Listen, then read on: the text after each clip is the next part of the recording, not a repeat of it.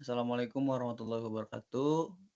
Kami dari kelompok 3 akan mempresentasikan hasil proyek kami dalam membuat aplikasi enkripsi dan dekripsi menggunakan AES dan RSA. Kelompok kami terdiri dari Ahmad Farisi, Muhammad Khalil Gibran, Muhammad Raihan Maulana, dan Muhammad Ridho Yuneldika. Lanjut. Yang pertama adalah latar belakang, di mana dalam era digital yang semakin maju ini, kebutuhan akan berbagi file yang aman itu menjadi penting, yaitu melalui jaringan, baik itu dokumen perusahaan, informasi pribadi maupun file sensitif lainnya. Keamanan data menjadi kebutuhan mendasar untuk menjaga privasi, mencegah akses yang tidak sah, serta memastikan keterjagaan informasi selama proses pengiriman, di mana kriptografi menjadi solusi utama dalam mengamankan data pada sistem file sharing.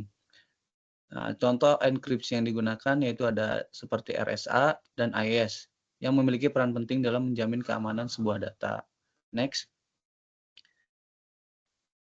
Tujuan dalam pembuatan aplikasi ini yaitu untuk mengimplementasikan proses kriptografi menggunakan AES dan RSA, serta untuk memberikan solusi praktis dalam meningkatkan keamanan dan efisiensi dalam proses berbagi file menggunakan jaringan secara digital. Di mana dalam tujuan ini itu untuk merancang dan mengimplementasikan sistem file sharing yang memanfaatkan hybrid kriptografi berbasis algoritma RSA dan AES, di mana untuk menganalisis keunggulan dan tantangan penerapan hybrid kriptografi dalam konteks keamanan data, serta mendemonstrasikan bagaimana kombinasi RSA dan AES dapat digunakan untuk menciptakan sistem file sharing yang aman, cepat, dan mudah diakses oleh pengguna. Selanjutnya, ya, ini adalah garis besar dalam proyek kelompok kami, yaitu di mana ada metodologi, flow system, implementasi, hasil pengujian, dan kesimpulan. Selanjutnya akan dibahas oleh rekan kami, Ridho. Baik, selanjutnya yaitu pada bagian metodologi. Untuk metodologi sendiri, kami menggunakan 3 metodologi, yaitu yang pertama ada metodologi AES, yaitu sebuah metodologi yang proses enkripsinya sendiri kami menggunakan kunci AES 256 dan initialization vector, yang nantinya dari kunci tersebut akan disimpan kembali untuk bisa digunakan sebagai kunci untuk proses dekripsinya. Kemudian yang kedua, kami menggunakan RSA, yaitu secara proses enkripsinya sendiri, dia memakai kunci public, yang nantinya ketika proses enkripsinya itu sendiri akan dibuat sebuah kunci private yang digunakan untuk proses dekripsinya sendiri. Kemudian yang terakhir, kami menggunakan metodologi hybrid, yaitu penggabungan antara AES dan RSA-nya. Ketika metodologi hybrid ini, kami akan melakukan proses enkripsinya sendiri menggunakan AES terlebih dahulu, yang nantinya dari hasil AES ini sendiri akan dienkripsi kembali menggunakan RSA. Begitu pula dengan proses dekripsinya yang akan didekripsi dulu menggunakan RSA, kemudian baru terakhirnya didekripsi oleh AES itu sendiri. Next. Kemudian bisa dilihat dalam bentuk flow system yang telah kami buat, di mana sistem ini sendiri kami menggunakan login. Ketika user sudah login, nanti sistem akan melakukan pengecekan apakah user telah terdaftar atau belum. Jika belum terdaftar, user akan melakukan login kembali. Jika sudah terdaftar, maka user sudah bisa muncul langsung di menu utama untuk melakukan upload file. Nah, ketika user ingin melakukan upload file atau saat upload file itu sendiri, user sendiri bisa memilih 3 metode yang telah saya sebut sebelumnya, yaitu ada metode AES, RSA, dan hybrid. Kemudian saat yang pertama, saat metode AES sendiri, proses enkripsinya itu seperti yang saya sebutkan sebelumnya, sistem akan menggunakan kunci AES 256. Kunci AES tersebut pada saat enkripsi itu akan disimpan ke dalam database yang nantinya juga akan digunakan di bawahnya saat proses dekripsi itu sendiri. Nah, ketika sudah proses enkripsinya ini sudah dilakukan dan sudah menghasilkan file enkripsinya itu sendiri, path dari file enkripsinya akan juga disimpan di database. Kemudian file yang telah didekripsi nantinya bisa di-download menjadi file dekripsi sendiri. Kemudian metode yang kedua yaitu metode RSA. Metode RSA kurang lebih sama dengan metode AES, cuman bedanya ketika enkripsi menggunakan metode RSA, sistem menggunakan kunci publik. Nah, dari kunci publik akan menghasilkan kunci private yang akan disimpan di dalam database. Nah, setelah proses enkripsi, akan menghasilkan file enkripsi dengan path dari file enkripsi itu juga akan disimpan di dalam database.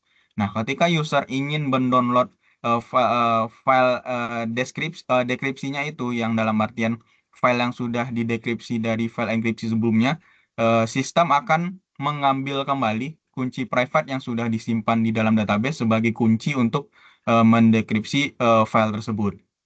Kemudian metode yang terakhir yaitu metode gabungan yang atau hybrid, di mana di dalam metode ini sendiri sistem akan melakukan proses enkripsi terlebih dahulu menggunakan AES dengan kunci AES sebelumnya yang nantinya akan disimpan pada database. Hasil dari enkripsi AES itu juga akan langsung dienkripsi kembali menggunakan enkripsi RSA menggunakan kunci publik juga yang menghasilkan kunci private. Jadi kunci private dan kunci AES-nya itu juga akan disimpan di database untuk digunakan kembali nantinya. Kemudian path dari file enkripsinya juga disimpan di database, dan nantinya ketika user ingin mendekripsi sebuah file tersebut yang sudah dienkripsi sebelumnya, pada proses pertama yaitu proses RSA, kunci private-nya akan diambil sistem dari database, kemudian dilanjutkan dengan proses dekripsi yang AES. Dari kunci AES tersebut juga akan diambil dari database untuk menghasilkan file dekripsi nantinya. Seperti itu. Next. Oke, baik. Selanjutnya pada tahap implementasi, di sini ada tampilan dari sebuah tabel yang merupakan tempat penyimpanan file name dan juga AES key yang tadi sebelumnya sudah disampaikan penggunaannya ya. Di sini ada salah satunya file name sebagai penyimpanan nama file aslinya, kemudian ada file path, AES key, file size, name type, uploaded by, dan encrypt type. Kemudian selanjutnya, berikut ini merupakan function-function yang digunakan dalam implementasinya. Ada store, kemudian AES encrypt, nanti perjalanan mulai dari AES encrypt dan juga RSA encrypt ini tergantung dari encryption yang akan digunakan. Kemudian di sini juga ada download dan download AES encrypted atau download file yang udah di enkripsi dengan AES, kemudian dengan RSA juga ada, dan combine. Combine ini merupakan hybrid ya. Oke, next. Nah, berikut ini merupakan pop-up dari berhasilnya teruploadnya sebuah file dan kemudian terenkripsi juga ya. Mulai dari AES, RSA, dan juga combine atau hybrid. Next. Kemudian di sini ada performa enkripsi, di mana untuk sebelah kiri itu satuannya yaitu second-nya, di mana ketika kita coba menggunakan file berukuran 1 MB, maka performa enkripsi sekitar 0,0 sekian detik, atau mungkin sekian milisecond ya, jadi nggak nyampe 1 detik. Kemudian kita coba untuk 5 MB, masih di bawah 1 detik, bahkan di bawah setengah detik. Hingga akhirnya kita coba untuk ukuran 100 MB itu nyentuh di angka 2 detik. Next. Nah, berikut ini secara jelasnya dari performa enkripsi ya.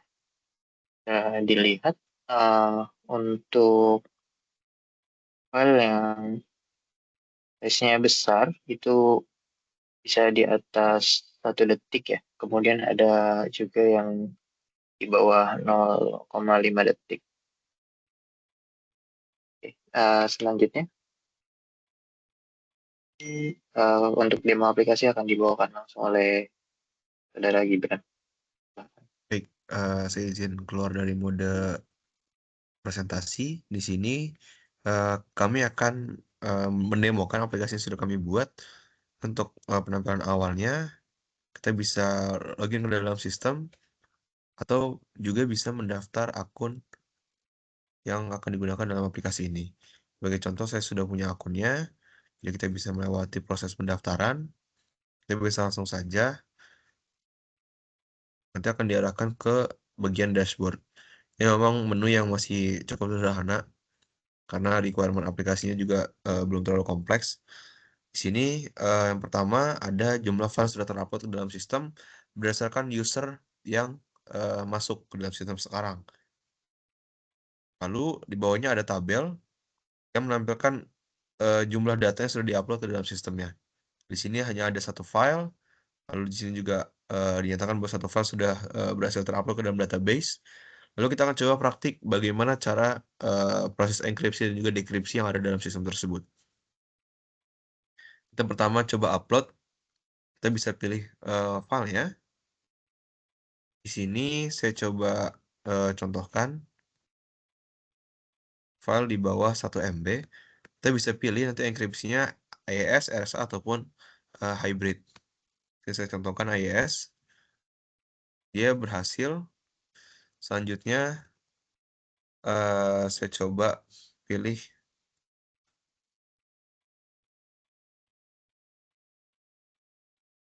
file yang memang dia ukurannya sangat kecil, hanya berupa teks saja untuk pengujian RSA, karena RSA tidak bisa untuk mengupload file di atas 1 MB atau bahkan melebihi 1 MB, dia akan ditolak validasinya oleh sistem. Ini berhasil karena memenuhi kondisi untuk mengupload RSA. Selanjutnya kita akan coba untuk metode hybrid.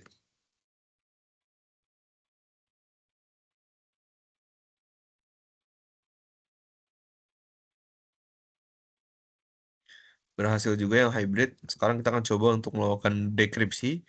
Yang pertama dari dekripsi yang hybrid, kita coba buka. Berhasil, datanya bisa dilihat.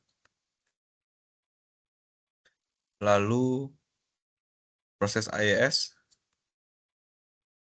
kita dekripsi. Berhasil. File dikembalikan ke dalam bentuk aslinya. Lalu yang dienkripsi menggunakan RSA. Berikut filenya. Dari ketiga metode tersebut sudah kita uji dan ketiganya berhasil. Lalu untuk pengujian brute force di sini kita menggunakan metode enumeration dan juga automated request. Jadi untuk enumeration kita case ini menebak endpoint ataupun parameter API yang kemungkinan digunakan dalam sistem. Jadi di sini sudah kita sediakan satu API. Di sini kita akan coba untuk melakukan hit API berdasarkan ID dari sebuah filenya. Jadi skemanya adalah kita ingin mengunduh file walaupun kita tidak masuk ke dalam sistemnya. Jadi kita asumsikan saja bahwa ID yang digunakan dalam sistem bentuknya integer. Jadi saya bisa menambahkan parameter angka, misalkan 12. Di sini pasti akan ditolak karena data tersebut tidak ditemukan. Hal ini bisa terjadi karena kita menggunakan hashing dalam ID-nya. Kita menggunakan UID yang mana tidak bisa dengan mudah ditebak oleh attacker. Sebagai contoh kita bisa lihat di sini ID-nya menggunakan UID Bahkan ke propertiesnya kita bisa cek juga data type-nya adalah karakter dengan maksimal panjang 36.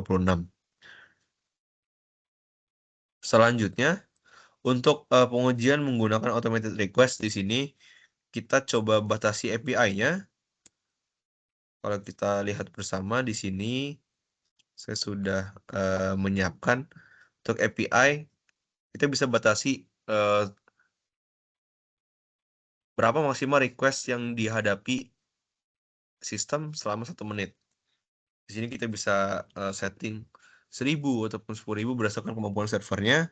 Tapi untuk batas pengujian ini, saya coba setting 1 saja. Jadi untuk sistem ini, untuk API ini, kita setting 1 request per 1 menit.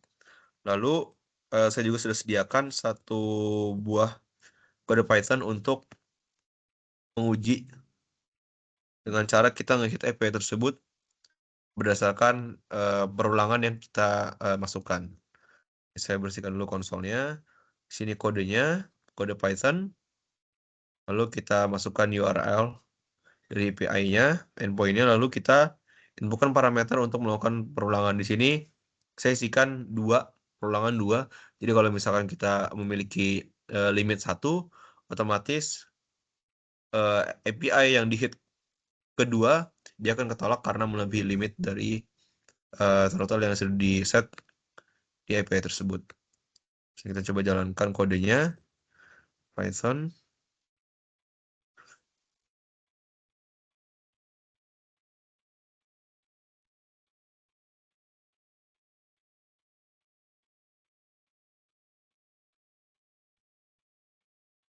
Baik, bisa kita lihat bersama di konsol bahwa request yang pertama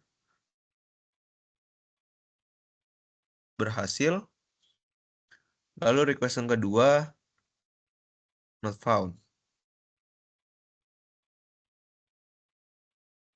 Kita bisa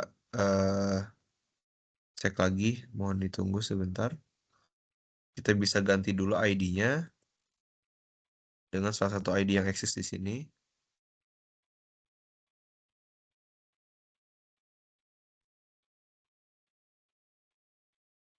Kita clear lagi konsolnya.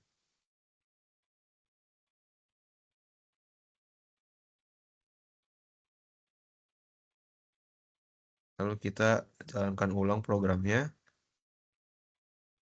Kita cek.